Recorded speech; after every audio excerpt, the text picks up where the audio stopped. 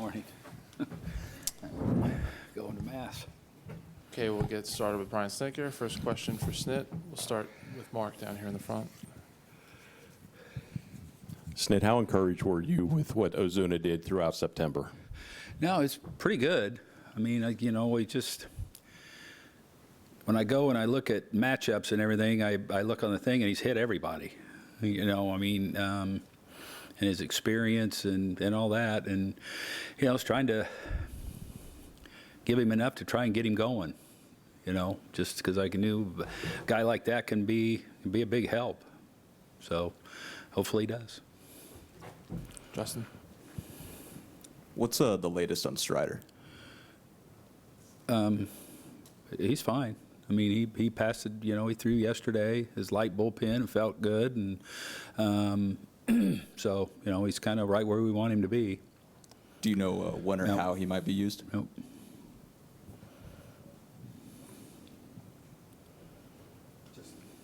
Jeff?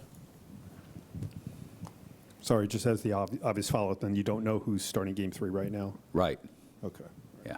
And then on Kyle Wright, what have you seen from him in terms of since he went down to the minors and came back? How he's a different guy right now? Yeah, just more mature. I think I've said this a number of times. Just the first day I saw him in spring training is like he was a different guy. I think the greatest thing we could have did last year was leave him in AAA with the consistency of the work. He figured out who he is. Just we ask so much of these guys at a young age when we draft them and bring them up and they get here. And I just think he those added innings and the consistency helped him a lot. And I think that obviously the game in the World Series, did him a lot of good. And he just came to camp with a lot more focus and drive and just more confidence pretty much. Ethan? He speaks a lot about the mental game and how he's matured in that aspect of it.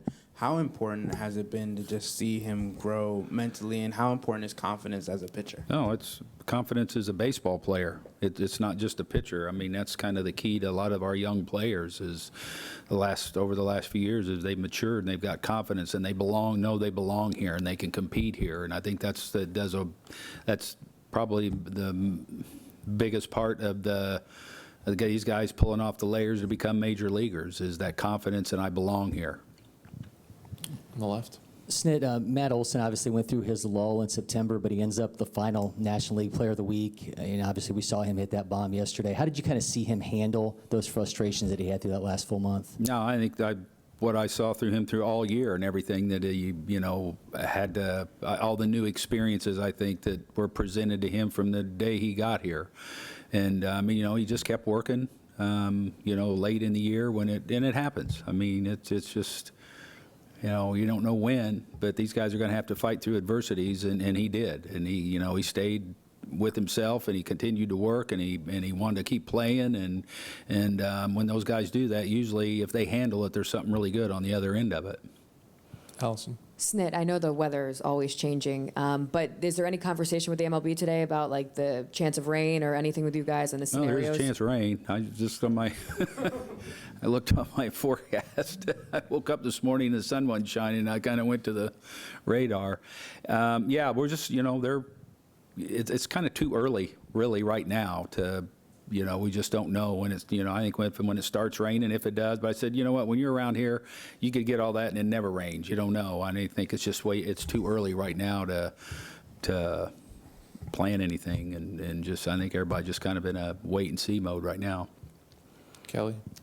Snit, I know lefty to righty today, and you've seen Wheeler a ton. Switching Olson and Riley and just the way you structured the lineup today, can you walk through some of those decisions? Matt's swinging the bat, pretty good, and just to kind of break the right-handed run up a little bit, and you never know what's going to work. I mean, you make this lineup out, you look at the numbers and who matches up good and all that, and you run them out there, and hopefully it plays. You just never know.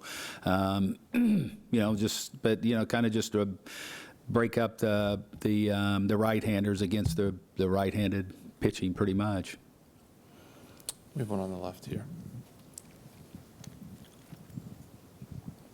Snit, obviously you don't want to be in an 0-1 hole, but how much does this team really love to get up for these big moments and getting a chance to come back tonight and get a win? No, I mean, we've been through this a lot, really. I mean, I think we started out the run last year in the same situation. And, it's just, I think these guys have been very good about, putting yesterday behind, because the only thing we can control is today. We talk a lot about that. This is, you come out, you prepare, and to win the game today, because yesterday's gone.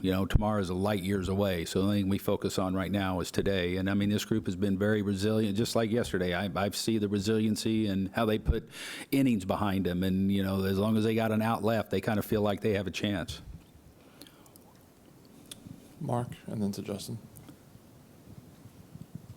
Did you get an update from Matzik? Yeah, he's going into surgery today. So he's going to have the Tommy John, I think, probably as we speak right now.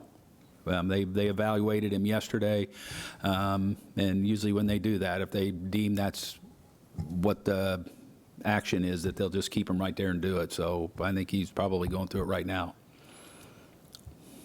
He's been a big part of what you guys have done here. How bad do you feel for a guy like Oh, that? yeah, I hate it for him. I mean, he's struggled with things all year. I don't know, maybe this is, the reason. And I think, him going ahead and getting it done and starting the process, I think he feels really good about that, it's now he can not look forward to it, but go through his rehab, and then, on the back end of that, he's still a young man and have a really good career, as we've seen what he can do. So I hate it for him that he can't experience this again. But talking to him when he left to go for the examination, he was in a good place, and I think he was, felt good about his future and going ahead and taking care of this. Snit, can you kind of educate me a little bit on what you're looking to see from Strider? Is it just that he's recovering okay? Is it like Yeah, well, he has. command? I mean, now, I think what we're looking for is for him to throw, to come in the next day, feel okay, and then get back out there like he did yesterday. So I think he's past all, as past everything but pitching in a game right now. So we feel good about that, and just the determination of when and how we're going to use him. Ethan?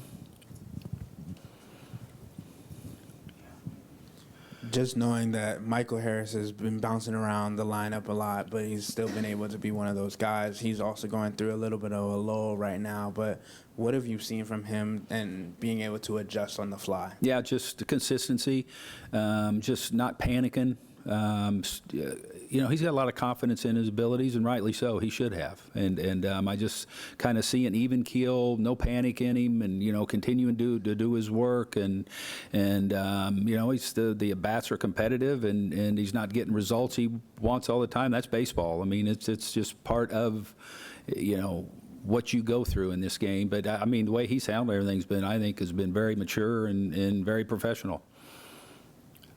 Snit, I know you're still mapping out Games 3 and Games 4 as far as starting pitchers are concerned. And Charlie Morton has been a big part of the staff, the veteran anchor of this staff. But this has been kind of an up-and-down season for him. What, if anything, is there an adjustment do you feel that he can make to kind of get himself back on track and look a lot more like the Charlie Morton we're accustomed to? Well, I mean, I know in there the other day, I mean, they're always looking at different things analytically, pitch mix, video. I mean, he's another one that's always trying to make himself better, and they continue to work on that every day. I know Cranny, Sal, the whole thing. I mean, they're in there breaking video down and talking about things, and Charlie's been through all this too. So, but he's another one I don't think that doesn't feel like he still can improve. So, you bank on Charlie's experience and what he's been through to get him through.